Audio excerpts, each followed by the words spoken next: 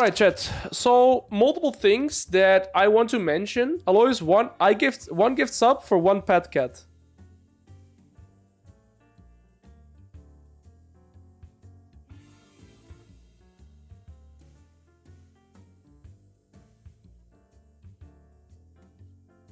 Every move you made, I was watching you. If you are serious about improving and climbing to your desired league rank, you're in the right place. This year, I've worked on laying out 2 courses that will help you in all aspects to improve. One is about all the fundamentals for the laning phase, and the other one goes in depth on tempo and the mid to late. I've been Challenger for 7 years and I can guarantee you that this will massively speed up your process and reaching any goal that you have set in mind. Both courses have a preview video where you can see the style of the videos, so check those out before anything. You can also always join my Discord to check out some reviews. Alright, let's get into the video. His name is Tiger, by the way, it's Tiger. Okay, we're gonna make a top lane tier list, right? I want to make a few statements always before making a tier list. For example, solo queue and competitive are 2 completely different games in my eyes. You're like blind picking, counter picks, like there's always going to be meta champions, right? In my opinion, it is extremely important to, before we make a tier list, that we decide what we want to make. So I think the most sensible thing here is, of course, to make a tier list that is for solo queue, right? Now, you can also have a tier list based on high elo or on low elo. So my goal for this tier list would be to try and cater towards the biggest player base out there. So I would say we're going to make a tier list surrounding for, let's say, silver to diamond. I could make a competitive tier list, I could make a high elo tier list, but this top lane tier list is going to be from, let's say, silver to diamond to master, right? Let's say silver to master. Let's put that out there first. In my opinion, if we're playing around the lower MMRs in terms of elo, I would say, let me think here too. So what would I put in Z tier given these advices, right? My most important criteria would be that a champion has a good laning phase. Or let's say decent laning phase. Stat check champions are generally speaking going to be the best, simply because they're very annoying and hard to lane against. So champions like Darius, for example, are really good stat checkers in the sense that if you skirmish them, if you fight them, you get hit by an E1s, it's very hard to avoid this, right? You gotta play very well against Darius in the laning phase. So I think Darius, for example, is already up there. I think champions like Mordekaiser are also up here, simply for the fact that they are good stat check champions. As in, Mordekaiser passive, Mordekaiser W, it's kind of hard to play around it. A champion like Mordekaiser, the higher elo you go, the more useless this champion becomes, and the lower elo you go, the stronger it becomes, because people have no idea how to play around it. So for me, I'm thinking about Garen. The reason why I put Garen in Z tier for, let's say, silver to diamond to master-ish is for multiple reasons. Garen is a weak laner in the general sense, and this is completely true. Garen is not the strongest laner in the early game. However, the lower MMR you play, it should also be easier to get through that harder part of the laning phase. Whenever I'm playing Garen, my mindset is this: if I go even in laning phase, I will always be good when the mid game arrives, right? Let's say I have Strikebreaker Berserkers and the mid game comes, then Garen is always going to be a good champion. The hardest part for Garen is super late game or very early game in most matchups, right? But in the lower MMR you go, you will not get punished too much by the matchups that you're going to be facing, simply because people don't know how to utilize counter picks well enough. And as a result of that, I'll put Garen in Z tier. He has a lot of benefits. He has a lot of sustain. He skills very well, a lot of wave clear, and you're allowed to make a lot of mistakes because you will always sustain back. So there's that. So let's talk about my favorite champion, right? I would put Riven. Okay, I would put Riven in D tier. No, not D tier. So for lower elo, myself, I would put Riven in B tier. In fact, no, I would even put it in C tier. So let's compare it, right? Let's, for example, why would we put Garen in Z tier? Why would we put Riven in C tier? Riven, as a champion, has a lot more abilities to 1v9, right? She's one of the best 1v9 champions in solo queue in general. The issue with Riven is she has no sustaining laning phase. She has a lot more skill ceiling and like stepping stones to start picking up this champion. So to lower MMR players in general, I would not recommend playing Riven. Simply because, let's say you're comparing Riven to Garen, right? You would, if you play 20 games of Riven and 20 games of Garen, let's say you'd be able to play Garen to 60 to 70% of his max potential, right? But if you play 20 games of Riven, maybe you can only play her for 10 to 20% of her max potential. And as a direct result of that, you need a lot more time investment to get decent on Riven, which in my opinion doesn't make it worth it. To any new players, I would always recommend, you know, or any new top laners or people that want to seriously improve in top lane, I would recommend champions that have lower skill ceiling, easier to pick up as well, so that, let's say you play 50 games of Garen, you should know the limits of Garen pretty well, and that allows you to know when to trade, when to all in, all that kind of stuff. You know how to itemize, you know what summoners to go. On Riven, it's a lot harder, it's a lot more situational. Every matchup is different. You need to know the like the trade patterns in every matchup, which makes it a lot harder to master Riven in the lower MMR. So that's why I put Riven C tier and Garen would be on Z tier. Let's take a look at some other champions that I would want to talk about. Sett. So I would put in S tier. The reason I put Sett in S tier, in again middle to higher Elo's bracket, is because Sett is a really good stat check champion. Has kind of the same qualities as a champion like Garen. First of all, he is a lot better laning phase than Garen. Okay, so that's one thing, right? Now the second thing is that Sett also has a lot of sustain. So Sett kind of has everything that you would want in a champion for the lower and more brackets. You have good early laning phase, so you can control the waves in, let's say, 70 to 80% of your matchup. And you're also allowed to make mistakes because your passive gives you healing. So Sett is kind of, again, a lot of people when I coach silver to gold MR players, they say they struggle a lot with champions like Darius or the Sett because they're stat checkers, right? If you fight them in melee range, they will generally speaking win the trades in, let's say, 70-80% of their matchups. And as a direct result, it's kind of hard to play against these matchups because you have to play it better without around your waves and bounces and what trade you should take and what trade you should avoid. So generally speaking, these champions are relatively easy to pick up as well, right? If you play 20 to 30 Sett games, you'll be decent, so that's why I think he's a pretty good champion. So let's talk about Aatrox. Aatrox for me, mid to low MMR, in my opinion, should be around B or A tier. No. So let's talk about Aatrox kit, right? I'll put him in A tier for now. I think Aatrox is an okay stat checker, but not the best. So Aatrox's weakness is in his early game, in his first 4 levels. His cooldown is super high, and most of his matchup, he loses priority simply because of his weak early game. That's why I'm not the biggest advocate of Aatrox in lower MMRs because, well, I mean, we can talk about this 2 different ways, right? Similar to how we say Garen is weak in the early game, Aatrox kind of has the same problems, right? But when you play lower MMR, let's say you play Aatrox or Garen in lower MMR, they don't utilize the fact too well that you're weaker in the early game. And as a result of that, it is easier to play Aatrox in the early laning phase in the lower MMRs than in the higher MMRs. So that is the benefit that you get, of course. That's the perspective that I should have. So Aatrox isn't the best in the early. One of the downsides, I think, is a little bit harder to pick up, right? It's a bit harder to play than a Sett or a Mordekaiser. However, his weakness is in his early laning phase, which, generally speaking, will not get exposed in the lower MMRs. So as a result of that, you're able to get to your level 5 for free, and then you can play most of your matchups accordingly. So I think Aatrox is a pretty good champion for the lower MMRs. So for me, Akali goes in the counter pick tier. I wouldn't want to be an Akali one-trick due to the fact that Akali has very weak early game, first of all. So level 1 to level, let's say 5, she's pretty weak. She has high energy cost, and it's hard to play her. And she has a lot of things that are good for her. So let's talk about the benefits of Irelia, of Akali first. I think Akali pretty much destroys any melee champion in the top lane and has a lot of kill pressures onto them because the lane is longer. That's why Akali is good as a counter pick. And so the champions like Jax or Fiora or even champions like Riven, if you're able to play them really well.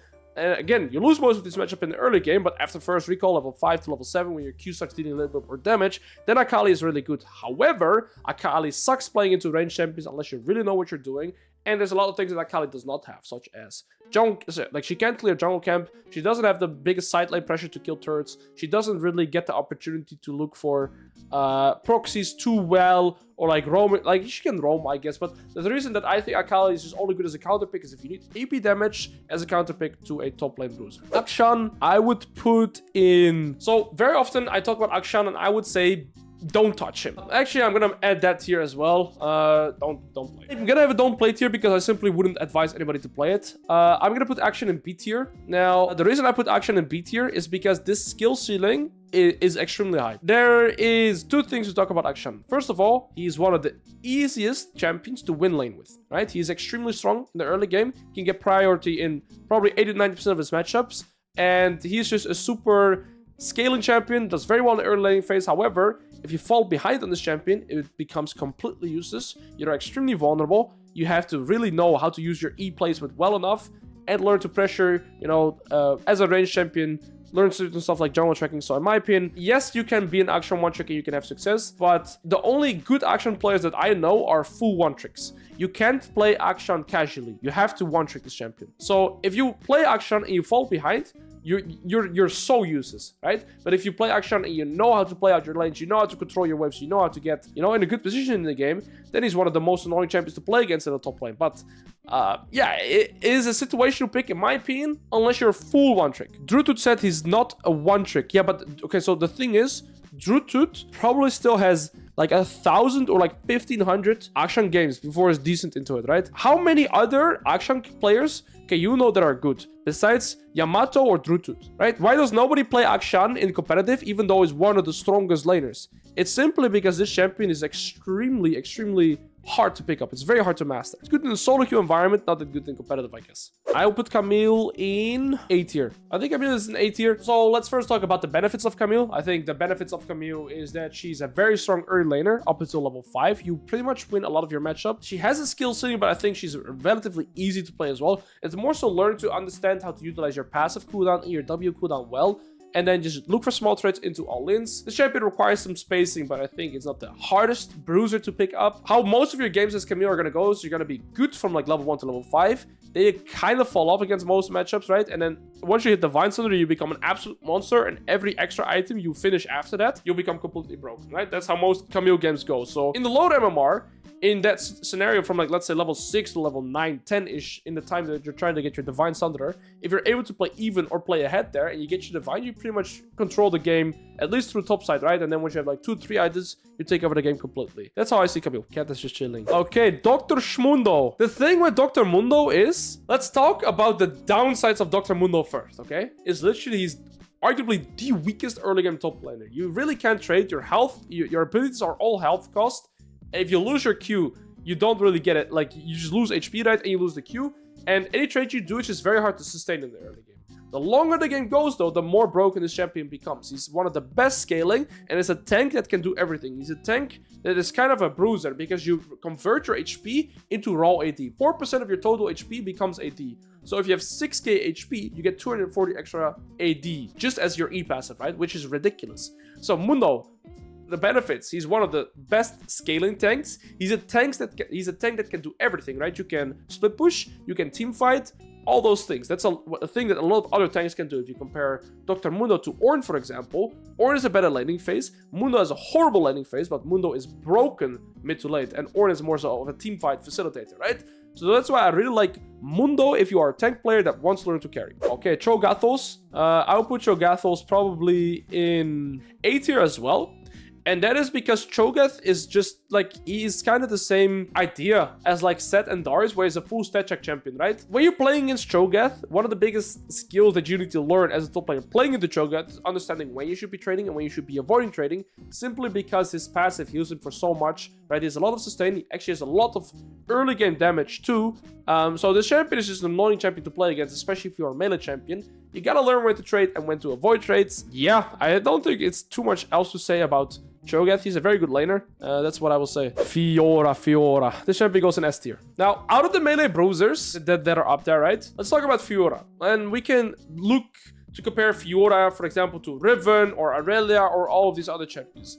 The reason why I think Fiora is pretty easy to pick up, especially for lower MMR players too, and this would be the melee bruiser, like the 1v9 carry bruiser, that I would recommend if you want a champion that has a little bit more skill ceiling to pick up. Now, the reason why I could recommend S tier Fiora to lower MMR players is because there's two different setups that you can play on Fiora. You can go for the grass setup, which is pretty much brainless, because you can sustain so much, or you can go for the Conqueror/PTA setup.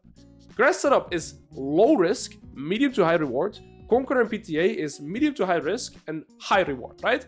But the thing to keep in mind is Fiora, to learn to play Fiora, she doesn't have the hardest kit in the sense that, you know, queuing to vitals, E for auto attack and a little bit more damage, and the W timing, right? But the skill ceiling on Fiora is extremely high. I would argue that the skill ceiling on Fiora, let's say being a Fiora master, is harder than to become a full Riven master. But the ease and picking up Fiora is a lot easier than Riven. So if I play 50 games of Fiora and 50 games of Riven, you will probably have a lot more success with playing Fiora than you would have with playing Riven, simply because Riven's kit is a lot harder to learn to adjust to. You have no sustain. Fiora has an insane amount of sustain. For example, if you play Grass Fiora and you hit a vital level 1 with a D-Blade, you will get 50 HP back flat, which is a ridiculous amount, right? That's why I think Fiora is a good stat check champion, very annoying to lane against, is a bit worse in team fights, but extremely good for split push. You can learn your macro and tempo with this, so I love Fiora as that. Next champion on the list is Gangplank. I would put Gangplank at A tier.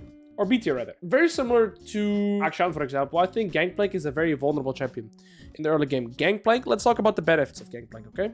So Gangplank is the highest gold income champion in the game, right? You can get the highest gold as Gangplank simply. You go first strike on this champion, you get gold from passive stacks, and you can even play the Gangplank setup where you also take Treasure Hunter, right? So for every kill or assist you get, depending on all 5 champions, you get extra gold. If you have 5 points in your queue on Gangplank, you get 7 gold per minion extra, I believe. So if you farm a full wave, 6 times 7 is what? You have 42 extra gold? Is it really that much? Is it 7? Or is it 5? I'm not even sure, but I'm pretty sure it's 7. So you pretty much get 1.5 wave worth of gold every wave that you farm, which is ridiculous. If you farm jungle camps like golems, you also get almost twice the amount of gold that a normal player would get. As a result of that, Gangplank is the highest gold champion in the game. A caster normally gives you 14 gold. If you kill with Gangplank, it gives you 21 gold.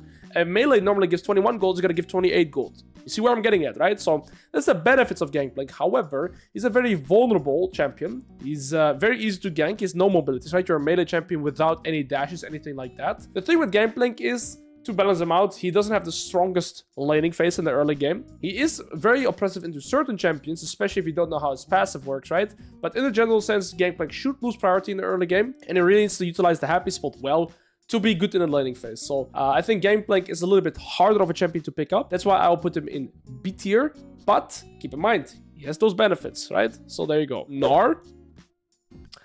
I put Gnar in B tier. I don't think Gnar is a hard champion to pick up per se. I always compare Gnar as like the Ezreal champion in bot lane, but then in top lane, right? Gnar is kind of the jack of all trades, master of none. He has decent laning phase, but not good laning phase. I went to the beach ? Oh, no, While I sat on the beach ? I saw Illaoi yelling at the ocean. Talking about Gnar. He is jack of all trades, master of none. To put it in perspective. Jack. He then punched me rock and stole my wallet. I called a cop over to get my wallet back, and he ran away, saying, "Jungler is ganking, I must not overstay." That was the last time I saw Alois_NL. Thank you for the wallet, bro. Decent at laning, not necessarily good at laning, right? For example, if you play against the Kennen, it's much more impressive. Gnar has good split pushing, but not really good split pushing, right? Gnar has decent engage, but not good engage. Gnar has decent disengage, but not good disengage. You see where I'm getting at, right? So Gnar is kind of a very versatile champion, but he doesn't master anything. So he's kind of easy to pick up. I think he's a solid laner. Definitely some skill expression in terms of spacing because he's relatively low range for a ranged champion. So yeah, I think he's decent. I just don't think he's anything special. That's why I put him in B tier. I think it's solid. I mean, Gragushka as a top laner. I would put this champion as a counter pick tier, honestly. I don't think if you want to pick a tank in solo queue, I'd much rather champion like Mundo or Cho'gath over Gragas, unless you play against certain melee champions. For example, if you play against a Jax, you should pick Gragas. If you play against some other champions, Gragas can be good, right? But Gragas is more so a counter pick rather than a champion that I personally would one-trick. You lose priority in most of your matchups in the early game. I would say 80% of your matchups you're gonna get pushed in. So you don't really have control over the first waves on top lane. As a result of that, I'm not the biggest fan of this champion myself. Now, Gragas has a very high skill ceiling too. Every team fight, the amount of things that you can do with your abilities is really insane, right? You can do so many things. You can engage, disengage, you can relocate people. This champion has a lot of options, but he's also therefore kind of hard to master. So I put Gragas in the counter pick tier. I wouldn't blind pick this champion myself too much.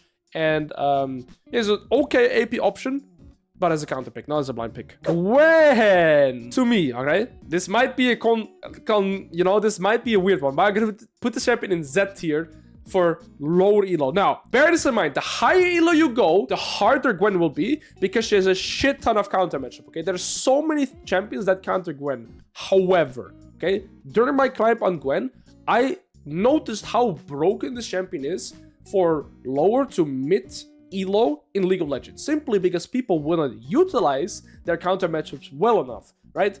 A matchup can be theoretically a counter matchup, but if people don't really know how to utilize that strength, you can still get through the laning phase. Now, Gwen is arguably like the best at least AP champion 1v9 top laner. But paired with the fact that this champion doesn't really have the highest skill ceiling to learn to master, right? It's all about spacing. Her abilities are very easy to utilize, even though I didn't know you could actually relocate or recast rather your Gwen W. I didn't even need it. I didn't even know you could recast Gwen W, and I had one of the most fun times playing this champion.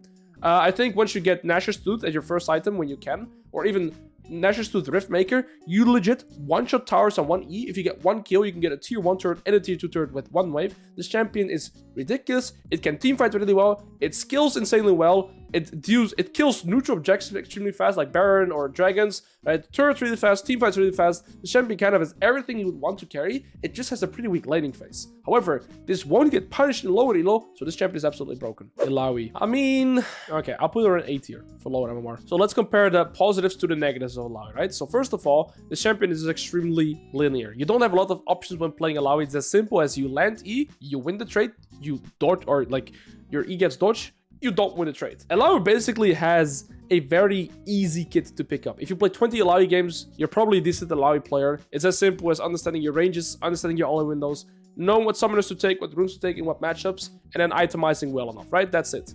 A lot of, like, a core thing that a lot of people do wrong in Illaoi is they rush damage over survivability. So let's say I'm playing Riven against Illaoi. If Illaoi comes back to lane with the Sheen, I will always win my lane. If she comes back with a Kindle Gem, or a Chain Vest, or a Tabis, it's going to be 10 times harder for me to win the lane against a champion like Illaoi. Simply because her base damage is extremely high. And that's one of the biggest benefits from Illaoi. I think this champion is, or falls under, you know, what I refer to as stat checkers. Simply because, yeah, she can always stat check champions.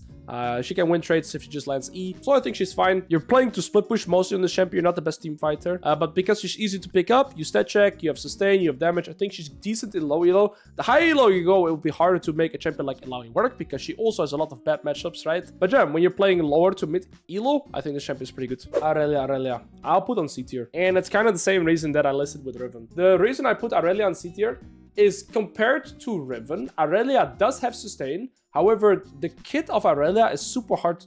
It's just super hard to utilize. It's a very mechanical intensive champion. So the skill, like let's say the stepping stone to pick up Irelia is going to be a lot harder than picking up, for example, an Aatrox or a Camille or the Mordekaiser, right? So that's why I would already put her a tier below, simply because she's going to require a lot more time investment to get good at. Now, another problem that Irelia faces is that she loses almost, like, she is arguably, out of any melee bruiser, the weakest in level 1 because she needs her passive to be a champion. As a result of that, you very often cannot control the first 4 waves in the early game, so you get pushed in and then you have to start, you know, optimizing. You got to optimize how you thin out. You got to really think about the trades you take and avoid.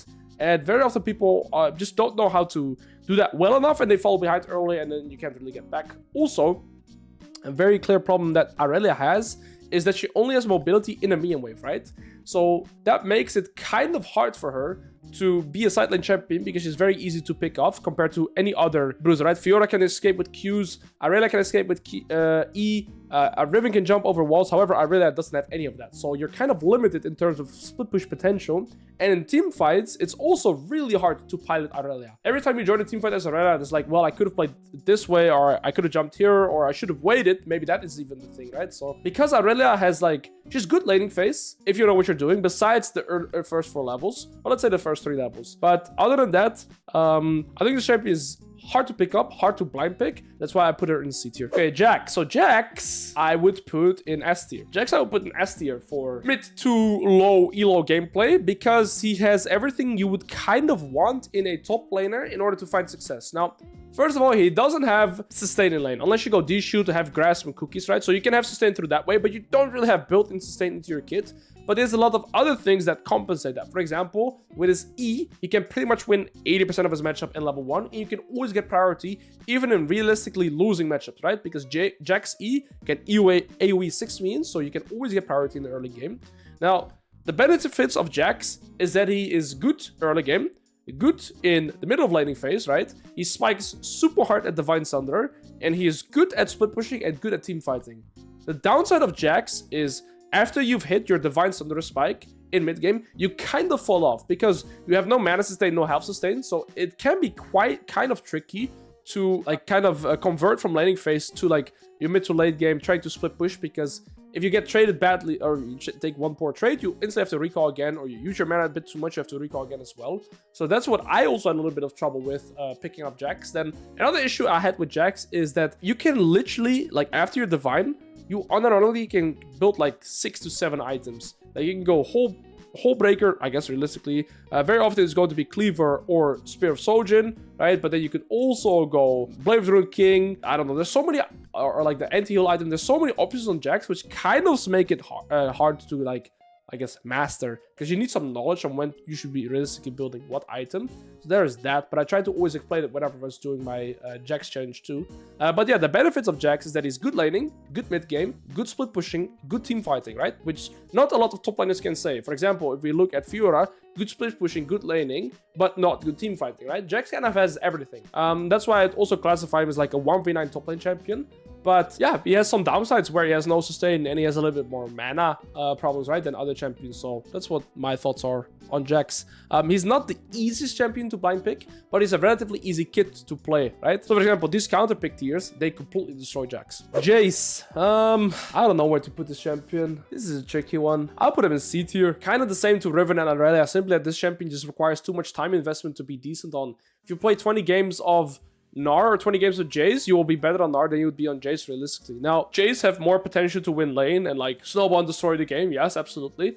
But also, if you die once on Jayce, you're gonna be very useless in a lot of scenarios and you can just get completely rolled on. I would legit consider playing this champion maybe even in don't play, simply because this champion, if I was like, you know, silver, gold, even platinum, I probably would stay away from Jayce simply because I would want the champion that has a little bit more easy time in laning phase and can allow me to play the game, you know, easier. You need to be wary of a lot of things when playing Jayce. You're very susceptible to ganks. You have no mobility, no sustain, right? So one bad trade can instantly doom your laning phase. So kind of the same reasonings that I would consider like with Irelia and Riven. She just is a lot harder to pick up. K'Sante, the don't play tier. Champ is useless, doesn't do anything.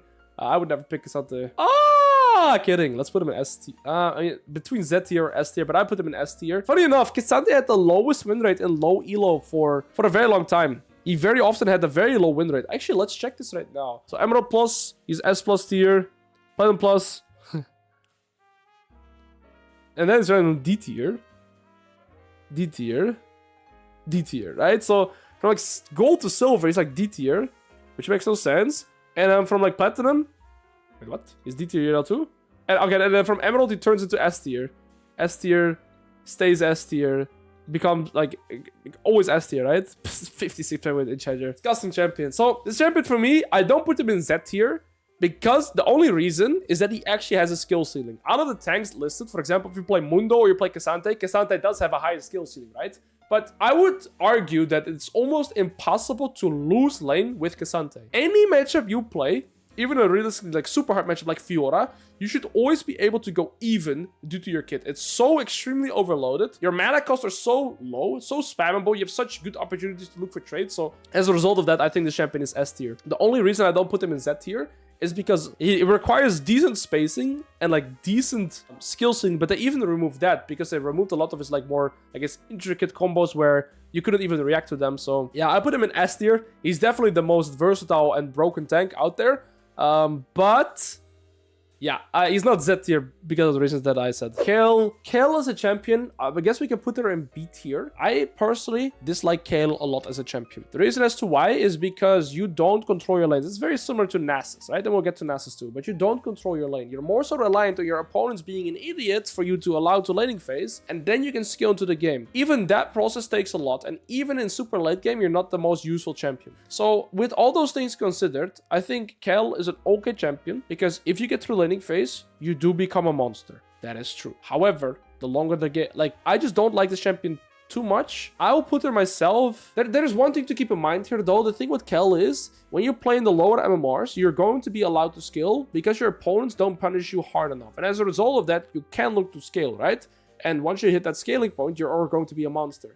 But you can also counter that argument by saying, well, yes, that is true that you're allowed to scale because people don't hard counter you that much, but still the player that is playing Kayle has to also know what she's doing, right? I just don't think you have too much agency as playing Kayle, and I would recommend a champion that has a lot more agency and still has good scaling. Kennen, piggy champion. I think Kennen is one of the easier range topper lane. So the thing is, I think Kennen is a really good ranged top laner to play because he is extremely oppressive. And he does have a pretty decent skill ceiling because it's all about spacing. Your Q is a skill shot, of course. But if you play with your passive, you play well with your W, you don't actually need to land any of your skill shots and you can still... I mean, I'm considering putting him A tier or counter pick, but the reason I put him in A tier is because he's just a super solid range champion. Very good team fighting, not the best at split pushing, but I think he's a decent champion. I'm curious, what is his win rate in lower elos? Let's look at like gold. Yeah, I'd say he's doing okay-ish. It's an interesting champion, definitely has a skill ceiling, but I think the champion is decent. Malphite. Now, Malphite for me goes in S tier, right? So, Malphite is just a very brainless, but very strong top lane tank champion. He's good into range champions. He is good into melee champions, against most melee champions, however. The only thing that Malphite realistically loses against very often is other tanks. Malphite loses very hard against, for example, Cassante. He loses pretty hard against Sion. He loses pretty hard against Maokai, these type of champions. And he loses more against some of these stat check champions, right? So he can lose pretty hard against Darius, against Mordekaiser, or against Illaoi. However, you can pretty much always still go even in lane playing Malphite, and you're always going to be a good setup. You can really guarantee a lot of one team fights, stuff like this. Quick shout out to my brother, the homie. He gave me tea. Holy moly, we got a refresh. So yeah, that's why I put Malphite in S tier. I think he's a very solid tank to play in solo queue, especially if you play lower Mars. We can check the win rate too. I think it's always interesting to have some statistics next to it, right? When we check out Malphite's win rate in general, I think you should do very well on lower MMRs, right? S plus tier, S plus tier, S plus tier. I mean, maybe this champion is even Z tier. The only reason I wouldn't put in Z tier is because he's not the best at split pushing or at solo carrying a game. Those would be the only downsides that I see to Malphite. But this champion, right, for almost the entire season has been a broken tank. So that's why I would put him in S tier. Yeah, he's really, really good. Kled. I would put Kled in A tier. So the thing is, Kled is such a niche melee bruiser. And I personally never picked him up myself simply because he is very linear in terms of playstyle, right? It all kind of relies around your W and your management around your W. Very often, for example, Kled players don't skill their W level 2 because they want to ensure that good all-in window, right? The other day, I said this in game as well, I was coaching a master player and he did not know how Kled W worked. He didn't know that Kled actually cannot control the W. It requires when he first auto-attacks, right? So I think Kled is a champion where you'll surprise a lot of people with. He's not a very common top laner. I think the higher elo you go, the less you see him. I don't know how much he's played in lower MMRs exactly, but even now when I'm doing this challenge, I barely see Kled myself. So I think it's very good to pick as like a niche top laner. You can surprise a lot of people with him. A lot of people don't know how to play against his kit because they don't know how his W works. And as a direct result of that, I think you can find a lot of success and a lot of cheese one laning phases simply because if you're a Kled one trick and you play... Let's say you played Kled into Jax 10 times already. You can probably win that matchup very easily for a Jax player that has maybe only played against the Kled once or twice, right? So, yeah, I think one of the downsides by Kled is that he doesn't have too many super good matchups, but he can really win a lot of matchups in the early game. Nasus, it's like Nasus, Kayle, they're both kind of the same. So what are the benefits of Nasus? First of all, he's a late game scaling monster, right? So he has that. He's very good sustaining lane through his passive. He's good at split pushing and good at team fighting later on in the game. His biggest downside is his atrocious laning phase, right? Horrific laning phase. But then again, the lower MMR you go, the less you'll be getting punished by people simply because they don't know how to punish you too well, right? They don't have the best wave manipulation, stuff like this. But at the same time, you as the Nasus player also don't really have this, right? So the champion is, you're more so reliant on your opponents to allow you to play the game than you having agency yourself. That's why I wouldn't recommend it to learn to play top lane, because you're kind of learning to play reactively instead of really playing proactive. That's why I don't like Nasus and Kayle myself too much. You can play them, right? They're very easy to pick up. There's a lot of sustain and they are late game insurances, but your laning phase is kind of like luster. And when we're talking about League of Legends, you'll play laning phase 100% of the time. Let's say 60 to 70% of the time you'll get to mid to late because so many games are already over after you finish your laning phase, right? So that is why I would put Nasus at B tier. Olaf! S tier or Z tier? I'll put him in S tier. I think Olaf is S tier. The reason I put Olaf in S tier is because... let's talk about the benefits of Olaf, right? Let's talk about the benefits. First of all, Olaf wins 80% of the laning phases in the early game. He is one of the most aggressive early game champions, and that just completely makes him one of the most broken stat check champions in top lane, right? He can even stat check champions like these, right? He could even stat check a Sett, for example, especially after level 6. So I think Sett is a very... Or sorry, I think Olaf, one of his biggest benefits is that he's also a very good blind pick champion. There's some range champions and some melee champions that can be annoying to play against. But overall, for example, Jack's hard count is Olaf. But I think Olaf is a very solid blind pick. There's some matchups where you're going to have to learn to actually max E instead of Q, or 3 point into E. That will give you some more strength. But the thing is with Olaf as well is that this champion is just very linear, right? It's land X, continue the trade, lower HP, you do, or you get more attack speed, and the lower HP you are, the more your W shoots you. I don't know. The champion is very easy to pick up, right? If you play 20 Olaf games, you're probably a decent Olaf player. And the thing that I like so much about Olaf is that he's allowed to play aggressive. He can split push, he can team fight, he can snowball really well, and you get agency. You learn to utilize agency. So that's why I think this champion is amazing. Ornn I'll put in A tier. And the biggest reason why I put Ornn in A tier is he is a tank. So let's talk about the benefits first. First of all, he is one of the strongest laning phases as a tank, right? Your Q and W are quite spammable abilities. They deal a lot of damage, and they very often also are able to use combos, right? Against ranged champions, you can put 3 points into Q to have more rest with that. And against melee champions, you just full max W, you try and one-shot them. It's kind of a versatile tank. You get your late game insurance by upgrading items, so it's very valuable. Now, the downsides for Ornn is after you have a successful laning phase, it's very hard to snowball. You're a tank that can't really split push and just wants to team fight, right? If you're playing a champion like, for example, Mundo, right, that we talked about here, you have a lot more split push opportunities. Ornn does not have that. You kind of need to facilitate your team with your passive and with your kit instead of being able to solo carry a game by yourself. So that would be the downsides of Ornn. But he has an extremely good laning phase compared to Mundo as a really weak laning phase, right? So Ornn is a very strong laner. That's why I think he's decent for lower MMRs too. Pantheon, I would put Pantheon in A tier. I think he's a very solid champion. So let's talk about the benefits first for Pantheon. I think he gets priority in most of his matchups. He's a very, very strong laner. Extremely impressive to play against. Very often people also don't even know how his passive works. So it's also a lack of knowledge that a lot of people have playing into this champion, right? Wherever he gets his empowered ability, he can really surprise you with that. He is one of the few champions in top lane that has a global ultimate, so he can impact the rest of the map as well, right? It's very easy to roam to mid or even to bot in some scenarios to impact the map. The downside of Pantheon would be that he kind of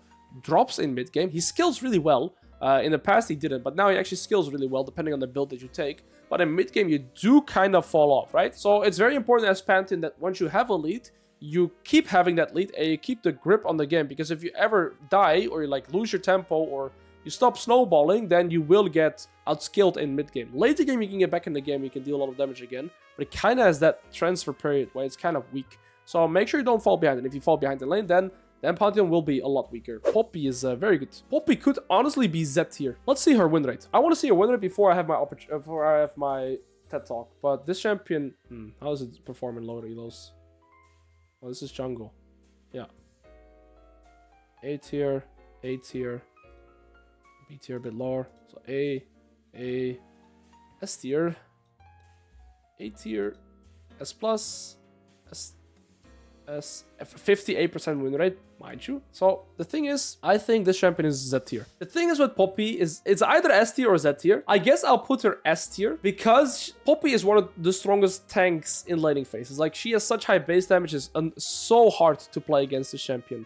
She is an extremely good counter pick, and she's more so of a situational pick. She's not the best blind pick champion, but even as a blind pick, I think you can get away with a lot of stuff in laning phase as a Poppy player. She has extremely good laning phase, really good 2v2. She has engage, she has disengage, she has really good team fighting. I guess the only downside is not the best carry potential and not the best split pushing potential, right? So you can't carry the games. Riven in C tier is crazy. Quinn, I'll put Quinn in A tier. So for example, if we compare it to Gnar, right? I think Quinn is a lot more of an oppressive laning champion. Very easy mechanically to pick up. I'd say the biggest downside of Quinn is if you fall behind, you're going to be completely useless unless you're the Bows that still one-shots everybody on 15 deaths.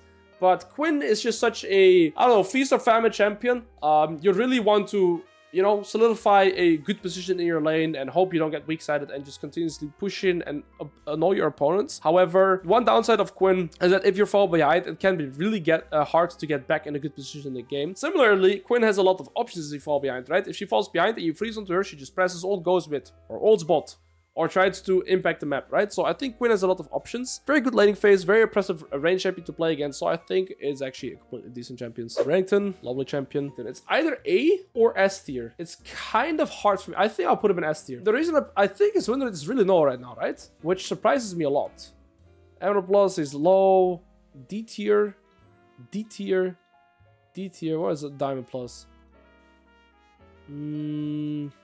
It's odd to me, but then here is an S plus tier, and then here it's so weird. Renekton's stats makes no sense to me. I think this champion is still absolutely broken. I think he's a really good blind pick champion. I think the only nerf they did to him was -5 magic resist. No, I think this champion is S tier. He's like everything you'd want in a top laner. He can teamfight really well. He's very good laning phase. He can split push. He's good in 2v2 skirmishes. The only downsides to Renekton is he does get outskilled. You are on a timer, right? He kind of sucks against ranged and tank matchups, but you can still always go even. So, I don't know. I think Renekton is an S tier champion. Rengar. Where would you guys put Rengar? Question, chat. Where would you guys put Rengar? Okay, a lot of mixed opinions. Yeah, chat, listen, I'm putting him in S tier, okay? But listen, I'm cooking here. Okay, Rengar is an S tier top laner. The biggest reason why Rengar is an S tier top laner is because he's an extremely oppressive champion to play again.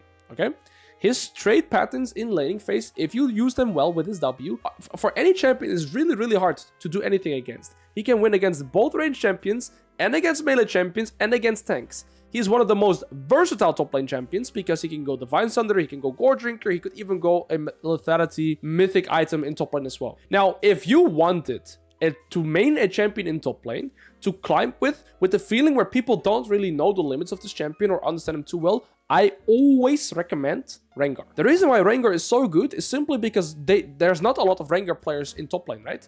He's like, people don't, when you play against Rengar top, very often people just get completely cheesed and they lose the game level 2 or they lose the lane level 2.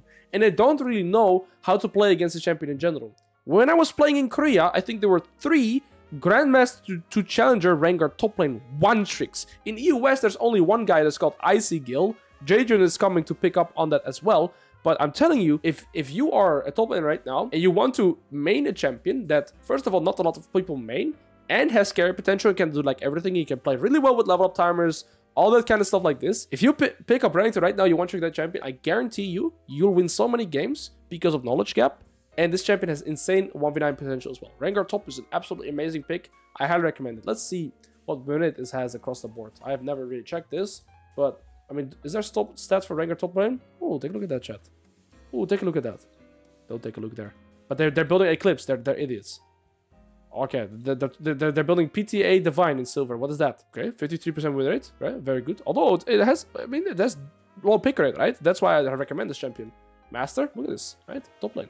Same pick rate. I don't know why they keep recommending different shit, but look at this win rate, right? It has low pick rate, but it has an extremely good win rate. I highly recommend, if you want to pick a champion that's like a niche top laner that not a lot of people play, and you want to have success also through like knowledge gap, pick Rengar top. I'm telling you. Okay, Rumble! Don't play, because if you play Rumble top, your parents hate you. It's true. It's true. No, this champion chat is like, has to be S tier minimum.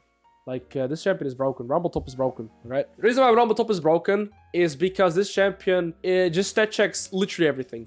There's a bug currently on the Rumble, if you guys aren't aware. I think between 30 to 50 energy, if you utilize your E, if you use your E, it actually counts as a energized E, like above 50% energy, which is stupid. This champion is bugged, so his E is almost always empowered, and it reduces any magic resist, even if you build magic resist against him, always. Right? So this champion, first of all, is bugged. His E is like, it has to be hotfixed. That's the first thing. Second of all, when you play Flash Ignite Rumble, like, don't play Flash TP Rumble. Always play Flash Ignite Rumble. If you ever get into a skirmish, even items or a level down sometimes, literally, you can one-shot your opponent still. I was playing Jax. I was 2-0 up against a Rumble. I had Sheen, Longsword, Ruby Crystal. He had Book and what's it called? He had 1 book and Doran's Ring. I was 2-0 and was a level up, and he solo killed me. I jumped onto him. My combo ended. He was like, my turn now. I was level 5 to his level 4, and he one-shot me, and I just lost my mind. This champion beats any melee top lane player. It's okay against ranged top laners. The only downside of Rumble, and I would say the only, is that if you die, you will get outskilled. You're not that good in side lane, you're not that good of a split pusher, but you're insane in team fights, insane in laning phase, insane in skirmishes, insane in neutral objective skirmishes. It's just the split pushing and the fact that you get outskilled are the downsides. But if you play this champion well in lane, you're gonna be broken. Guaranteed. Like, you are going to be broken. Type 1 in chat if you play Rumble top. Okay, mods. Permanent ban them all. Alright, Shen. See, the thing is, Shen, I know, has a, like, very nice player base. I think Shen players are, you know, the GOATs. For example, Xpetu and Shending Help are, like, two of my, you know, they're just super nice, wholesome top laners. And the thing is with Shen is that I think this champion is just too weak right now. I think this is, like, the only champion I'm going to put in D tier. And for multiple reasons. First things first, this champion is one of the two top laners that has 0 wave clear. Shen has 0 wave clear only through Bami Cinder, right? So no wave clear. So I'm going to start with the downsides first. He has no carry potential, right? You can't split push. You can't really push side waves, first of all, so you can't split push in general. You don't have that much turret damage. So you rely on your team to put them ahead and to put them in a position to carry you, which is an extremely hard thing to do. So what is the benefits from Shen? The biggest benefits from Shen is that he's one of the strongest early game champions in top lane. He can stat check a lot of champions. He's stronger than champions like ranked in early game, because what you can do is, right, Shen is like have your Q like three Q passive stacks, so you can auto attack 3 times and then Q again. So in one trade you can sometimes have 6 times like your passive Q in a singular trade, which one-shots people, right? It is extremely impressive in the early game, especially if you play Flash Ignite. You can get a lot of solo kills. However, if your opponent doesn't die and your team is not doing decent, you're going to get outskilled. You can never match like inside lane pressure or side lane wave clear, and you can never split push. You have to skirmish with your team and you have to play around your team. So you have to always bear in mind that you need the skirmishes to go well, because if they go wrong, it's like double negative. First of all, the skirmish went wrong and your top laner has pretty much already outskilled you. That is why I don't like Shen myself. I think he's just in a super weak position right now. In the past, you were able to build like Titanic Hydra Shen, right? So you get wave clear super fast. And you had like the item active too, so you'd like into somebody, you'd Q them, Titanic Hydra, and auto attack them again. You'd like one-shot people. Sion! How do I pull Sion up? Where do we put Sion, chat? I put him in B tier probably. Sion is a very versatile tank. He's actually my favorite tank to play, okay? So I love Sion. I mean, maybe A tier. Sion is kind of a champion that you should know when to pick him. For example, when is Sion good? When enemy team can't or doesn't have a lot of percentage health damage. So they don't have too much. For example, they have no champions that can build Brazen King, and they have no champions that can build Divine Sunder, right? So if you play against a, let's say, something top lane that doesn't have a lot of like percentage health damage, like the best example I can give, for example, is a Malphite. So actually, I think this champion goes into counter pick tier for me. If you really want to be playing Sion accordingly, you pick this champion as a counter pick to certain comps with low magic health damage, or so, with low percentage health damage, and then you're like a Z tier pick. But Sion gets countered by so many champions. You cannot blind pick him. Like, so many champions on this. Darius counterpicks him. Sett counterpicks him. Rumble counterpicks him. Jax counterpicks him. Fiora is good again. Like, you get countered by so many champions. Garen and Garen is not, but Gwen also counterpicks him, right? So I would only pick this champion as a counter pick when enemy team doesn't have too much percentage health damage. And then he can be Z tier pick. It's my favorite tank to play. He can split push, he can team fight, he can be extremely oppressive, but yeah, I just don't think this champion is solid right now to blind pick. So yeah, that's my take on Sion right there. Singed. I don't like this champion myself. It goes to like everything I talk about, right? But maybe I also should give this guy a chance to maybe play him more. I'll put him probably in B tier. I think this champion has a lot of potential. You're very versatile. You can proxy, right? And you can go through most of your lane phases with that. And you can look for really random roams and really random skirmishes. Most challenger Singed players, besides Kuba, the only challenger Singed player that I know that's like actually plays lane normally is Kuba. All other Singed players that I have seen in high elo literally very often even skip wave 1, proxy wave 2 or 3, and just start roaming. They just run bot and they just hope to flip and go with the team, you know? So what are the benefits from this champion? I mean, I think he's great in late game skirmishes, or like even some mid to early game skirmishes. He actually can do a lot of damage in the early game if you go for extended fights. But I don't know, this champion, in my opinion, is limited because he can split push. He can't really farm jungle camps too well, those kind of stuff, right? So you're more so reliant on those skirmishes and getting ahead through that. But you can get a lot of gold income by skirmish or by like proxying waves. I mean, I think his kit is unique, and I don't like the champion myself. I'll put him in B tier. Because I do think he's like a decent champion, but I don't think he's like a very, very good champion. Teemo to me goes like S tier. What is his win rate? Let's start. I'm curious to see this guy's win rate, but this is like, I have never heard somebody say, oh, they've picked Teemo, I'm happy. Because it goes from S tier to D tier, to A tier, to B tier, to A tier. Okay, it's all over the place. I think the champion is S tier. I think the champion is S tier because I think Teemo wins almost any matchup in top lane if your room page is half decent and you're itemizing correctly. Ultimately, this champion has a 10 out of 10 laning phase. So that's the first thing. 10 out of 10 laning phase, I think. The only things that really counter picking are some really random mages like Ryze top or the Cassiopeia top.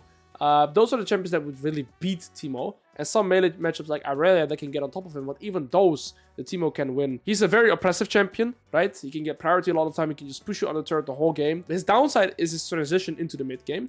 So he can't really farm jungle camps too well. He's not that good at split pushing. But if you are ahead, you're always going to be oppressive. However, if you start falling behind and you get like, you die to jungle ganks, I think playing Teemo from behind in mid game feels absolutely horrific, right? But the champion is a really good laner. I just think he's a very solid pick. So, Tahm Kench. Where would we put Tahm Kench? Chat, where would you put Tahm Kench? Where would you put Tahm Kench, chat? This champion is always a weird one for me. This champion is always a weird one for me. Really? That high? I disagree with S tier. I'll put him in A tier myself. The reason I would put him in A tier is because, first things first, he's a good stat checking champion, right? He is insane sustain. Super annoying kit to play against. His Q-Poke is absolutely ridiculous. But he has very clear downside. So remember when I said Shen has no wave clear and I said 1 out of 2? The second champion that has no wave clear in top lane is Tahm Kench.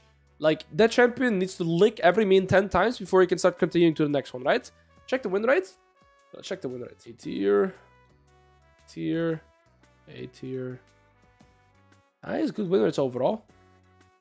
He's just staple. I think he's a staple. The higher elo you go, the worse it will become, though. Yeah, I think he's A tier. I don't think he's S tier, per se. In my opinion, Tahm Kench, I mean, it's either A tier or S tier. But the clear downside for me for Tahm Kench is that, first of all, you can't farm jungle camps. You cannot split push, and you cannot wave clear, right? So yes, he has a 10 out of 10 laning phase, or like 9 out of 10 laning phase. But after laning phase, you're legit just, you know, a random NPC looking for side quests around the map.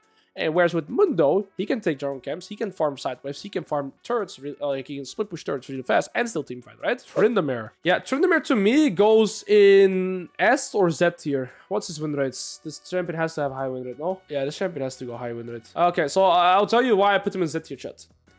This champion kind of has everything that you would want in a top lane champion. So I think it's hard to lose lane as Tryndamere. You can always go even.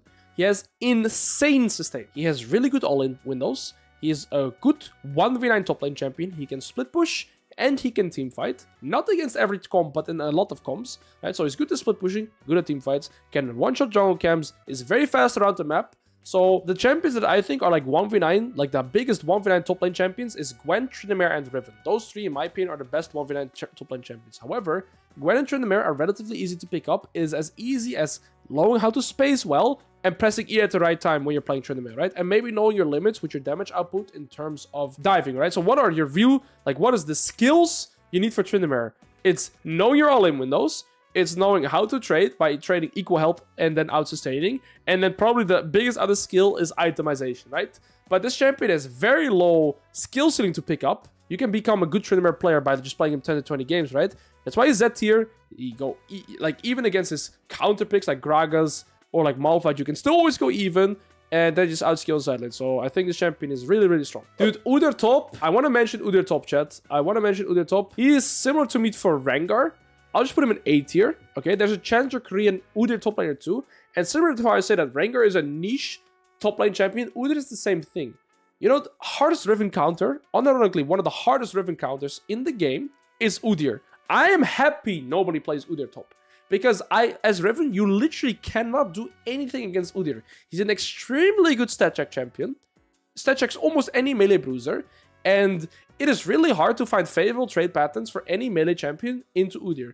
Now, into ranged, he still gets push priority a lot of the times, right? He has his passive with his ult, he can literally one-shot any wave in the early game. And his sustain with his shielding and his flat healing from his shield, I think it's flat healing, right? And he can use it twice, it's just disgusting. So it's insane sustain, really good stat check, Good wave clear, skills okay, but yeah, I think Udyr is just a really, really solid top lane champion. And again, this is a niche pick.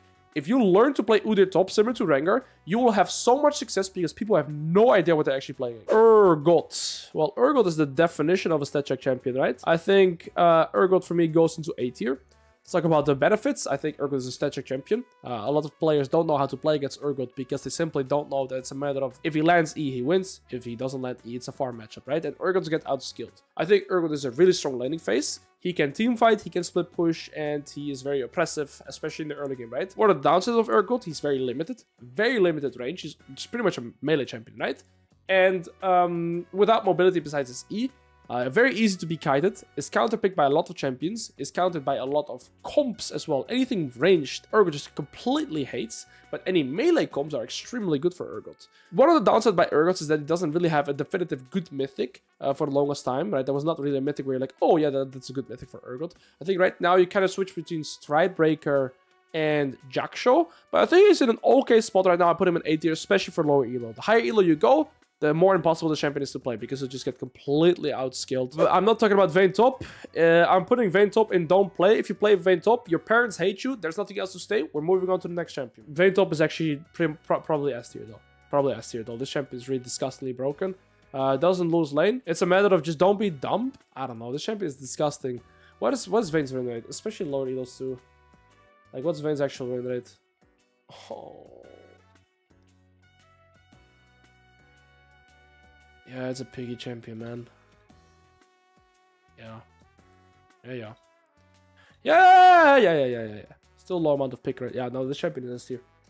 It just doesn't lose lane. It outskills. It is good early. And like, it's good early. After first base, it's even better because you get better items, right? Then the longer the game goes, the more you skill. You can have such versatile build setups too. The champion is broken. Volibear. I think Volibear is an okay champion. I would put him in A tier. Especially for lower elos, this champion is really, really good. And he is, again, a champion that I would refer to as a stat check champion, right? It's really hard to go for trades into a Volibear. QEW, especially if he Ws you again, he just completely stat checks most top lane champions.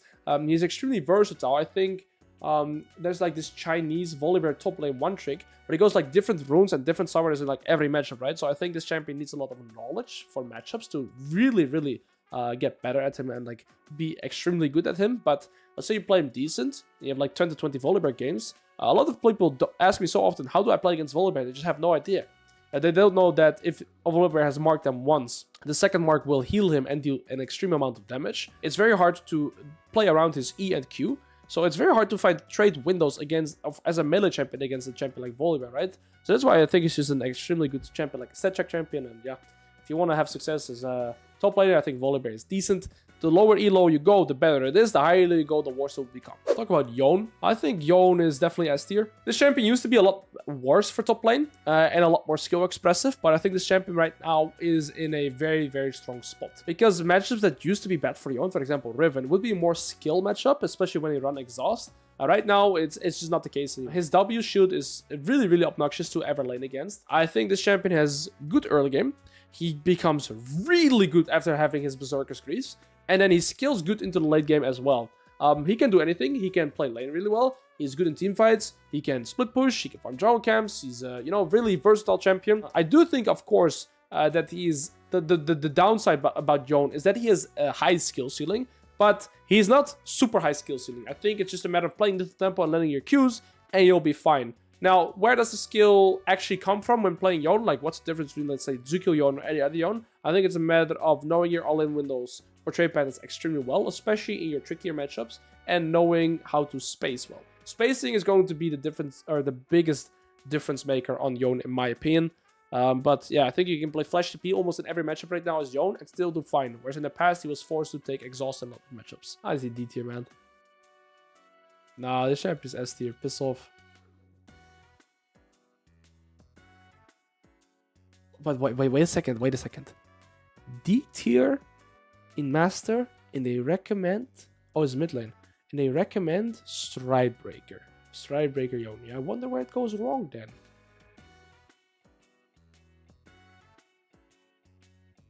I mean, this shit win rate. Huh. That's surprising to me. No, now it's top lane. Look, now it's top lane. I don't know. I think the champion is really strong. Let's go over Yorick. Put Yorick in B tier. I think Yorick has very weak laning in the early game. After level 6, it changes. He's a niche pick, right? I never see Yorick in high elo because his champion is extremely weak in the early game. But he does scale very well. With items, he becomes a Thanos champion with Hullbreaker, right? So very often when people play against Yorick, they ask me this. But how can I play against Yorick when he has Hullbreaker? What do I do at that point? It's true. If he gets to that point where he has like, I don't know, Divine Hullbreaker or like Trinity Hullbreaker, depending on his build that he goes, right?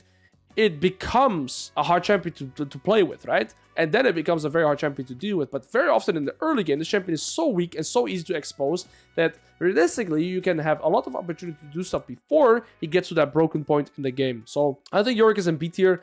I think he's not a good blind pick. He is more so of a counter pick champion, but I think the lower elo you go, you can kind of utilize him as a stat check champion somewhat, especially after level 6, and he can do decent. I just think the higher elo you go, the harder this champion would be to execute, and I don't think it's decent in the lower MMRs though. So there's that. Do we have some honorable mentions? I think Zaktop can be a pretty good champion to talk about. I think Zaktop for me would go into A tier probably as well. The reason I put Zaktop is because he's actually an extremely aggressive tank to lane against. If I'm playing a melee bruiser and I'm playing against tank, I hate my life. I really dislike playing against tank. Especially when he plays Flash Ignite, he gets so many trade opportunities and so much kill windows against me. And even if I have a trade against him, he has the sustain sometimes similar compared to like a Cho'gath. It is really hard to lane against Zaktop and like do consistent against him. So I think Zaktop is extremely strong. It's kind of like a tank stat check-ish champion with insane sustain. The downside is, yeah, you're more so reliant around your team. You can't solo carry a game, you can split push, stuff like that. But you have really good disengage, you have really good engage, right? And good laning phase. So that's why I'm putting him in A tier. I talk about Warwick top. I think Warwick is like between, I would put him in A tier. So Warwick top, insane stat check champion, right? Insane sustain, really hard to trade with, good all-in windows, just a super obnoxious champion to play against, right? Those are his benefits. So he's a good stat check champion. The lower elo you go, the better this champion would be, because people have no idea how to approach this champion in lane. So like, how do you trade against this champion, or how can you ever lane against this champion when he has this amount of CC and such good trade opportunities, right? Which is a very, you know, good or a common thought process that I hear when people face against Warwick. However, this champion falls off really hard after laning phase. He only has single target damage, right? He's 0 AoE in his kit.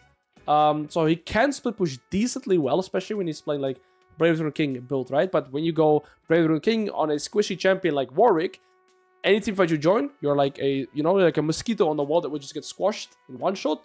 And so yeah, I think this champion is more so really good for laning phase and then decent at split pushing. But the longer the game goes, the harder this champion will be to execute. You want random skirmishes, you want to force us 2v2s, you want to invade with your jungler in the early game, and you want to solidify an early lead. But if you fall behind, you will be useless for the rest of this game. 100%. This champion falls off extremely hard, so keep that in mind. I'll do Wukong top as an honorable mention, and I'm putting him in B tier. He is a stat check champion. Why is he a stat check champion? Because every time you auto attack as Wukong, you get flat armor, right? So the longer extended trades you do, it is decent. However, I think this champion is very weak in top lane. He doesn't really have a solid spot. He loses against most ranged top laners. He loses against any AP damage because his passive only gives him armor. I think he also has 0 sustain, right? What are his benefits? His early strength, his snowball potential, and that's pretty much it. But I think the champion is just very weak if your opponent knows what to do, right? So in the lower MMRs, people don't know how to trade against him and how to, you know, approach him. But the higher you go, the harder it will be. Man, okay, we'll talk about Trundle. What do I think about Trundle? I mean, where does Trundle go? Probably A tier then. Why is Trundle A tier? So let's talk about the benefits, right? Extremely good laning phase. So he has a really good laning phase. Very good stat checker. Wins any melee skirmish matchup in the early game. Very good 2v2 opportunities. Extremely good split push. What are his downsides? No mobility. Terrible team fighting. Only single target damage. Kind of hard to play him as a top laner. I think he has some matchups where he could like work maybe as a counter pick, but I think the lower elo you go, the more impressive this champion will be. But the higher elo you go, it will be harder to play Trundle. I never see it in high elo, but I can see why this champion gets played more towards the lower MMRs. Okay, we talk about Vladimir. Yeah, I'm down to talk about Vladimir top. I just think Vladimir top is B tier for me. And I'll explain why. Vladimir top, it's like actually decent very often, level 1 to level 4. And he can have a very good position in laning phase very often as well. However, this champion gets countered by a lot of champions in top lane. And it's a very slow champion as well. You kind of need to really get to at least an even position in laning phase. And we all know that Vladimir outscales and becomes a monster, right? But he needs a long time to get to that point. You kind of need 3 items to get to that position, right? So I think it's hard very often for Vladimir to find success in games. I do think his kit is very easy to play, right? It's not skill expressive. That's why I put him in the same tier as like a Gangplank. But I think in terms of carry potential and like, I don't know, maybe it's A tier and lower MMRs, but the higher you go, I think you go a little bit, you get a little bit worse. I think it would be very interesting for me to also play this champion on Ranked to Master to maybe get a better judgment on him. I used to play this champion a lot, actually, the old Vladimir, when like his old E. But I think right now the champion is just kind of lackluster in the sense that, I don't know, you need so long to scale. I don't really like split pushing Vladimir, right? But you can farm jungle games really fast. You can farm side waves really fast. So you have that. You're good in team fighting. So I think he has a lot of good things. It just takes so long before he becomes a useful champion. And if you fall behind, like if you die once as Vladimir, it's just such a struggle to ever get back in the game and get to like a good position again. So like you have to play really well as Vladimir. If you get behind the curve, then it just becomes very hard. I think if you're even, you're also not that good. Besides, the longer the game goes, then you start becoming a monster, right? Yeah, I think we have every top laner now. I don't think I've missed any top laner per se that I think would be important mentioning. I don't think that Fiora is a top lane champion at all. Yeah, that's the completed list for all the bros that are here right now. I didn't say this at the start. There's too many tier lists, like criteria to have, right? You can have a solo queue tier list or a competitive tier list. It's legit a different game. You can have a high elo tier list or you can have a lower elo tier list. So I try to find a balance between silver to diamond / master-ish, right? So this tier list is more catered towards lower MMR than to higher MMR. And that's where I'll keep it.